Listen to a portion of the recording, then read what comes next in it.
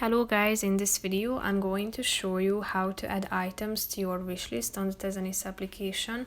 But first I just want to mention, don't forget to subscribe to my channel because at 10,000 subscribers I am going to show you my whole YouTube revenue statistics and growth strategy, how to make money online. Now let's jump into it. First of all, open the application on your phone. Tap on the search button down below, which is the third option, and after selecting a category you should browse among these products. If you want to, you can narrow down your search by tapping on this filter button and apply filters in terms of several categories such as your size, color, material and collection. And after selecting the item, you should tap on the heart icon in the middle of the screen, then go back to the previous page by the help of this arrow at the top. Then you should tap on this button